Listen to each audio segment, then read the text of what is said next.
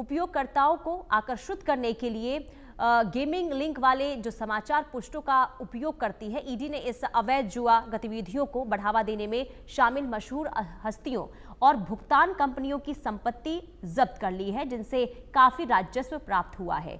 आपको बता दें कि ईडी ने 17 स्थानों पर छापेमारी के दौरान 1200 मूल्य क्रेडिट कार्ड जब्त किए हैं और विदेशी गेमिंग कंपनियां भारत में अपनी जुआ सेवाओं को प्रतिनिधि विज्ञापन के माध्यम से जीवित रख रही है। और अपनी जांच के हिस्से के रूप में ईडी ने 1xBET वाले जो संबंध में कुछ मशहूर हस्तियों को तलब किया है। इसमें बॉलीवुड अभिनेता सोनू सूद को ईडी ने समन भेजा है। वहीं आपको बता दें कि सट्टेबाजी ऐप मामले की जांच के सिलसिले में सोनू सूद को ईडी दफ्तर भी जाना पड़ेगा और अधिकारियों के अनुसार सोनू सूद को अवैध सट्टेबाजी ऐप मामले में 24 सितंबर को दिल्ली स्थित मुख्यालय में पेश होने के लिए कहा गया है। फिलहाल इस मामले में ईडी तेजी से कार्रवाई कर रही है और बैटिंग से जुड़ा हर एक मामला अब गहराता हुआ इस वक्त नजर आ रहा है। तो देखिए, ऑनलाइन गेमिंग पर सरकार आखिर सख्त क्यों है, ये भी समझ लेते हैं। दरअसल ईडी ने अवैध इंटरनेट सट्टेबाजी साइटों की अपनी जांच का विस्तार कर दिया है और विदेशी गेमिंग कंपनियां विज्ञापनों और सोशल मीडिया के जरिए जो सट्टेबाजी है वो कानून से बच रही है। कंपनियां इंस्टाग्राम पेजों और अन्य डिजिटल हैंडल के जरिए गुप्त प्रचार कर रही है। कई कंपनियां ऐसी भी हैं जो उपयोगकर्ताओं को आकर्षित करने के लिए गेमिंग लिंक वाले समाचार पृष्ठों का भी उपयोग करती है। और ईडी ने अवैध जुआ गतिविधियों को बढ़ावा देने में जो शामिल मशहूर हस्तियां हैं और भुगतान कंपनियों की संपत्ति भी जब्त की। ईडी ने 17 स्थानों पर छापेमारी के दौरान 1200 म्यूल क्रेडिट कार्ड जब्त किए हैं। विदेशी गेमिंग कंपनियां भारत में अपनी जुआ सेवाओं को प्रतिनिधि विज्ञापन के माध्यम से जीवित रख रही है और अपनी जांच के हिस्से के रूप में ईडी ने इस मामले के संबंध में मशहूर हस्तियों को तलब भी किया है। इसके अलावा आपको यह भी बता दें कि बॉलीवुड अभिनेता सोनू सूद को ईडी ने समन भेजा है, जिसमें बैटिंग से जुड़ा मामला अब लगातार गहराता हुआ नजर आ रहा है, क्योंकि सोनू सूद के अलावा कई और खिलाड़ी और एक्ट्रेस का नाम इस पूरे मामले में सामने आ चुका है और कईयों से पूछताछ भी हो चुकी है और कईयों को समन भेजा गया है और पूछताछ के लिए बुलाया गया है। कुल मिलाकर अब इस गेमिंग ऐप के जरिए जो ऑनलाइन तरीके से अवैध तरीके से खेले जाते हैं उस पर अब लगातार शिकंजा कसता हुआ नजर आ रहा है। और हमारे साथ खुशबू जैन साइबर कानून एक्सपर्ट जुड़ चुकी है। बहुत स्वागत है सबसे पहले आपका तो इंडिया न्यूज में।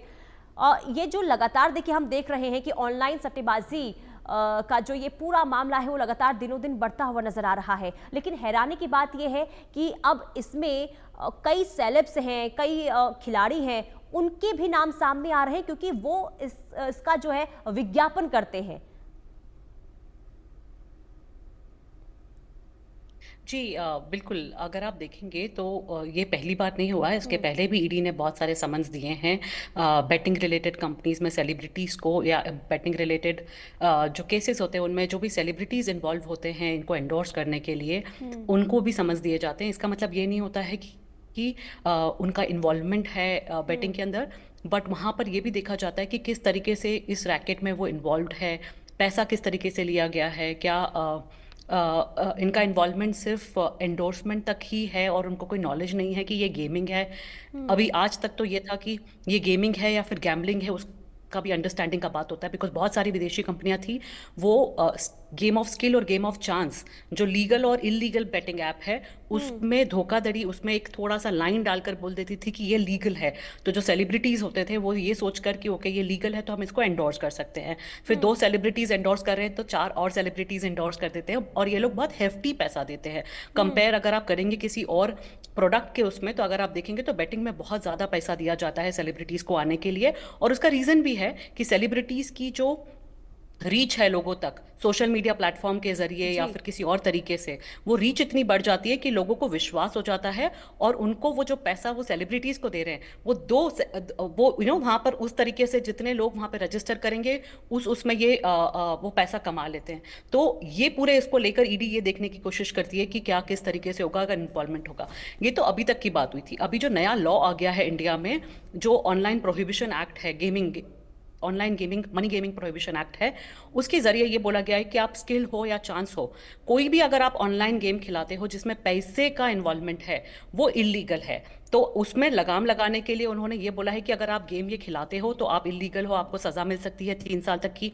अगर आप एंडोर्स कर रहे हो एज अ सेलिब्रिटी, जी। अगर आप कोई प्लेटफॉर्म हो जो एडवर्टीजमेंट बनाकर भेज रहे हो, या फिर अगर आप कोई पेमेंट गेटवे हो या बैंक हो जो इन्वॉल्व हो, इन सबको सजा मिलेगी। बिकॉज किसी भी तरीके का स्किल हो या चांस हो, कोई भी गेम अब इलीगल हो गया है नए लॉ के हिसाब से, ताकि यहाँ पे थोड़ी क्लैरिटी आ जाए। बिकॉज अभी तक ये होता था कि इसका बहुत मिसयूज किया जाता था, गेम ऑफ स्किल और गेम ऑफ चांस का, और जो हम्म। इलीगल गेम थे उसको भी लीगल की तरह बताकर जो सट्टेबाजी थी उसको ये बताकर कि ये तो गेमिंग है, लोगों तक पहुंच के। और बहुत देखा गया है कि किस तरीके से लोगों ने पैसे अपने गंवाए हैं यहाँ पर, लेजिट तरीके से नहीं।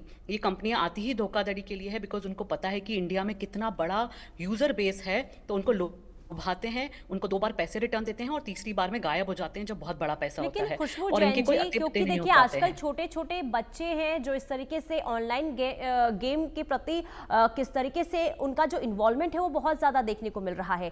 छोटे बच्चों को आखिर कैसे समझा जाए कि ये इलीगल है, ये लीगल है, क्योंकि आजकल देखिए इसका जो चलन है वो बहुत ज़्यादा बढ़ता हुआ नजर आ रहा है। कैसे प्रतिबंध लगे? सरकार की तरफ से कानून तो बना दिए जाते हैं लेकिन इसके बावजूद भी अमल नहीं होता है इस पर।